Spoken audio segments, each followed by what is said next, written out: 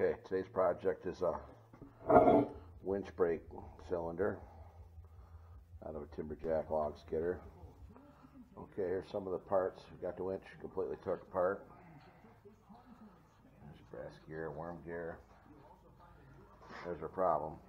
Broken main shaft or drum shaft. Broken in half. Okay, we've been contemplating our problem here. We got oil-soaked clutches. You can just see it shining on there. So, pretty sure that means it's a bad clutch cylinder, but I don't know. We gotta test it. We can't just go chasing and buying parts. So let's go see if we can figure out if that's leaking or not. Okay, we got put some brake cleaner in there. We got a sizzler. That would leak oil at a 400 pounds, 500 pounds. We got a 125 pound shock air on there. That's gonna need a seal kit, I guess.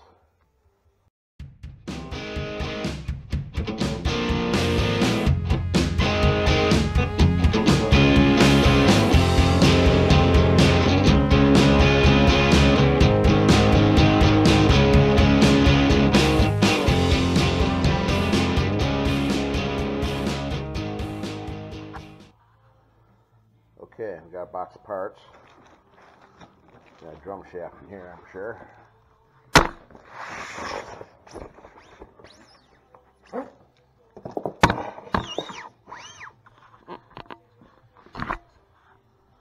Yeah, that looks like that. We probably could have made that here. And milled keyway in there. We knew what the material spec was, we probably could have. That's a new brake band.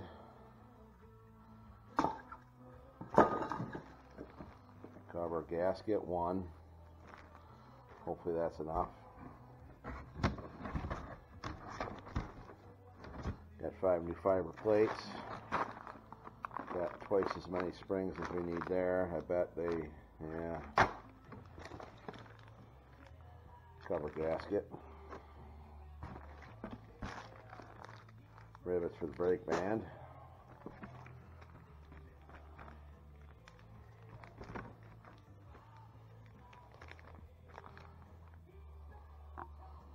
Should be 3 of them in there. Okay, that's cool. How many of these are in there? Quantity 1. There's the O-ring for the bearing spacer. What was this here? Seal. Okay, 1 seal. Drum bearing. Oh no! Another drum bearing. Okay, and then I think that's the. So we're missing the input shaft seal. And we got these are pressure plate release springs, and we should have had clutch separator springs. So a good parts man would have realized that we only need like 6 of these instead of 25. Missing the input shaft seal. But see, this is the problem. The dealer we're dealing with, this is what you get. I need a parts list. You get this parts thing here that looks like somebody spilled coffee on it or whited it out here or something. And then you can't really see the numbers. So I had to go through here and renumber it myself.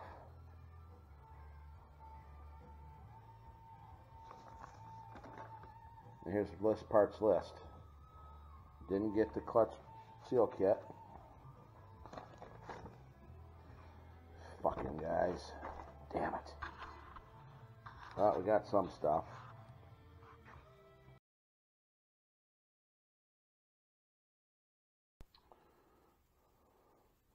Of course, if you've ever watched this channel, you'll realize one of our downfalls are we do not like to spend money, even when it's not ours. So we thought we could reuse these bearings. These go into gearbox, support the drum shaft. And we got them cleaned up, and they are not so good. Got a lot of bad spots in there on them, rust spots, which may be alright. They may polish up. So we decided to use them. But then as you press it on,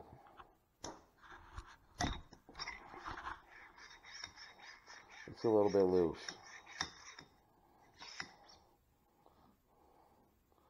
So probably can't have that.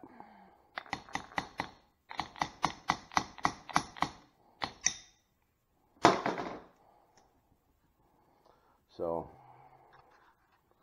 we're stopped before we started.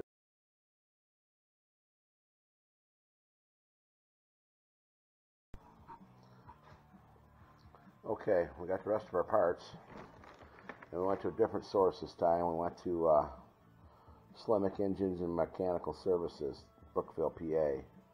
John Slimick. He used to work for Lions Equipment in Brookville. He's a service manager there, and he went out on his own doing this thing, and he's been doing that ever since. So we needed the cover gaskets to shim that. He gave us a nice assortment of different thicknesses there, exactly what we were looking for. Set us up with a new drum spacer. I guess we should be putting that in. That goes between our drum bearings. And that's what's nice about here. He'd give us new keys. I guess keys are meant to shear. Our keys look pretty good, but apparently you can replace them. Or at least he likes selling parts. New cups and cones for the gearbox.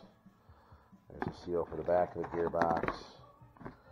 We got a new bearing spacer here, which I guess is basically a new seal surface for the back of the gearbox, which I did not think of. And ours, as you look at it, the one we took off is kind of scuzzed up. So see, that's nice and smooth and polished for an oil seal. Ours has got grooves rubbed in it like you would normally see. I don't know what that is. I think that's the cover gasket. We already got one of those. There's the felt for the clutch cylinder, and then the separator springs. But they gave us the wrong ones. You need 25 of those little guys, not 25 of the big ones. See the difference? Good parts man would know you don't need 25 of these in an Eaton winch. You need 8. But anyhow, we got enough stuff to put it back together.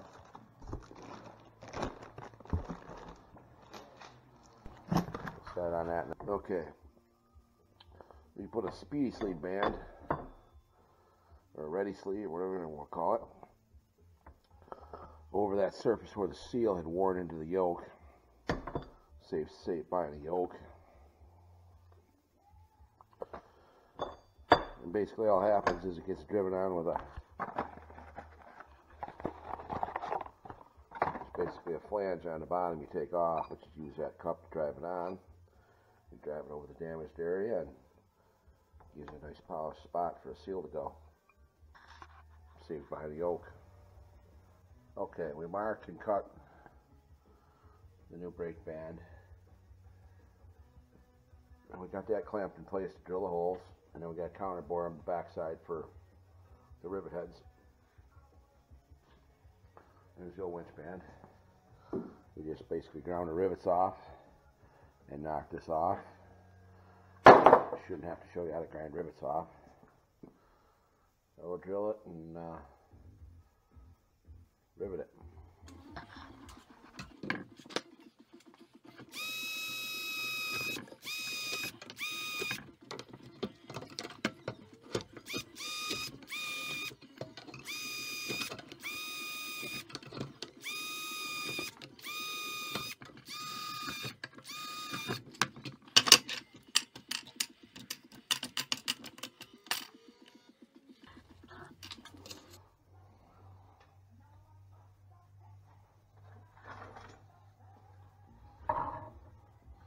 Put a dot on here so I know which end is which end. So now we'll set up and we'll counter bore all these holes. Okay, here's our rivet tool. We just pressed a little piece we put on the lathe and as an anvil. That's where the rivet back will go on. Basically this part rests on there, and then we cinch it over with this little tool we made to pound over the rivet.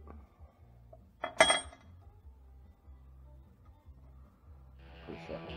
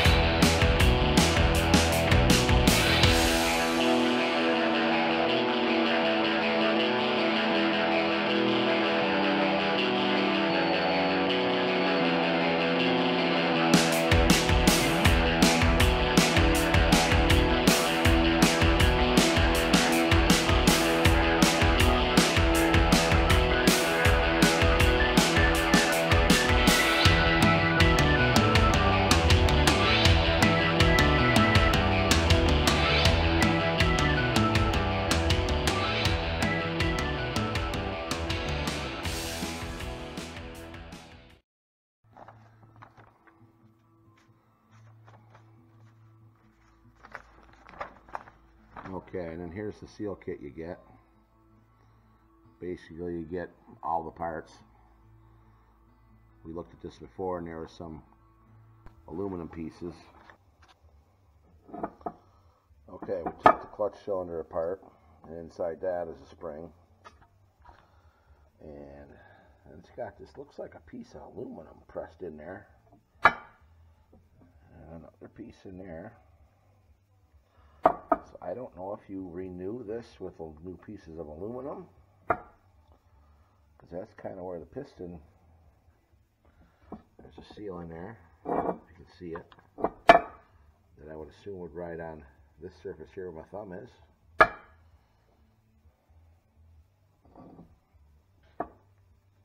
Here's where the oil comes in.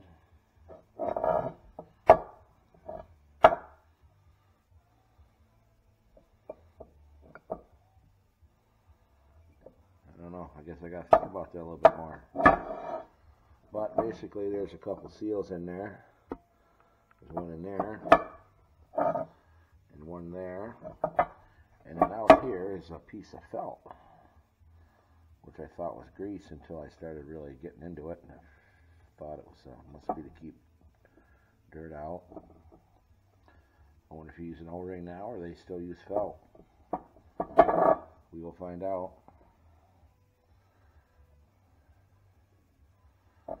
And I guess you hear horror stories of pressing these back together. I don't know if the seals stick out far enough and you ruin the kits. Or maybe these edges are too sharp, they ruin the kit. I don't know. We'll find out how to ruin a kit shortly. Which basically come new in the kit.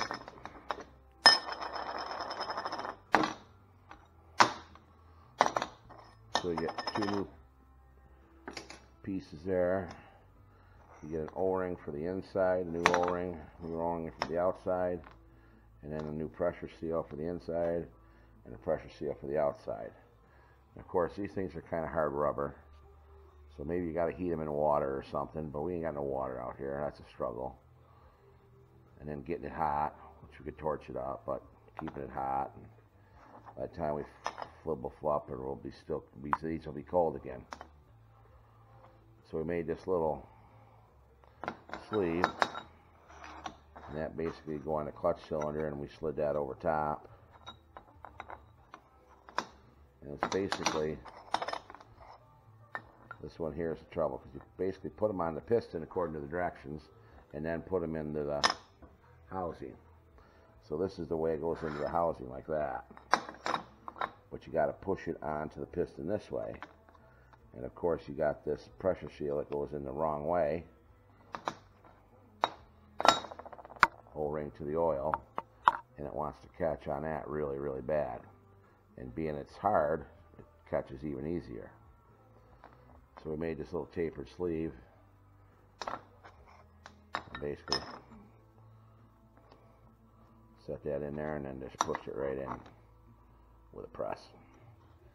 Didn't take no video of it because it was kind of touchy. I wasn't sure I was going to wreck it. Should have took the video though. Okay, we got our clutch cylinder all back together. We got pressure test on this. Got this hooked to the porta power with just I don't know, 750 pounds. Just a 1 bar below 50 bar.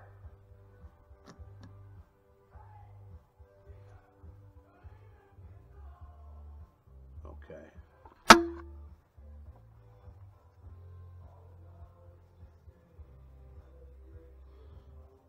$8.49.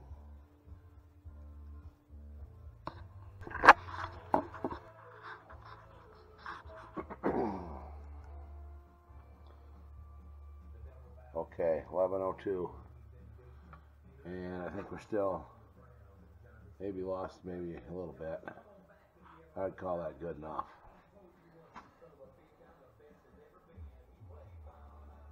Looks dry. See no leaks on the floor.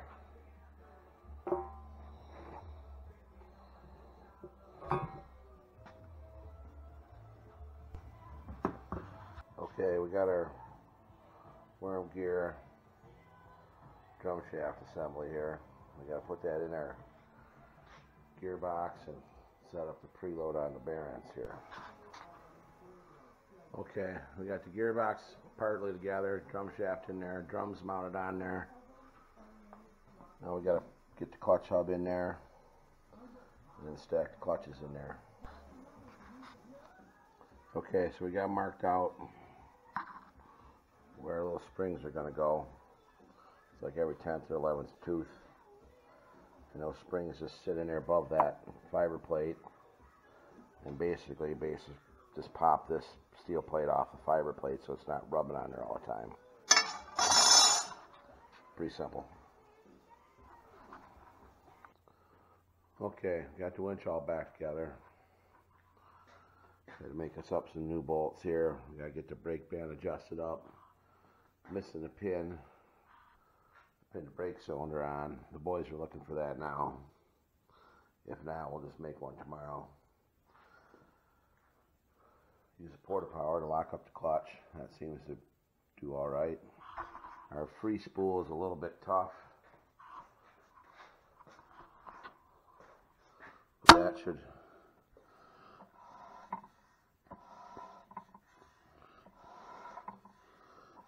maybe a little brake band adjustment might help that. We'll get that pin down there and see how we look. Still got to get oil for it too. Takes special oil because it's got brass gear in there. I can't just put gear oil in there. Well, that's it for today. Okay. Last thing we got to do here is we got to adjust a winch brake cylinder. So that has 5/8 to 9/16 inches of travel. Okay. Let's find somewhere easy to measure here. Okay, we're 3 1/4 to the bottom here.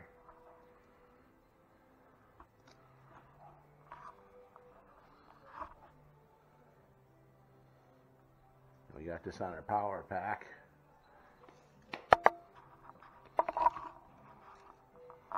Well, of course I can't get this set up here.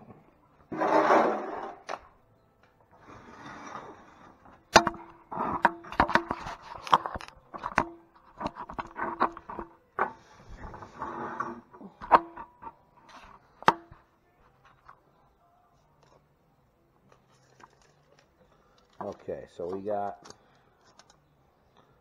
3 1/4 down here. So we'll release the brake.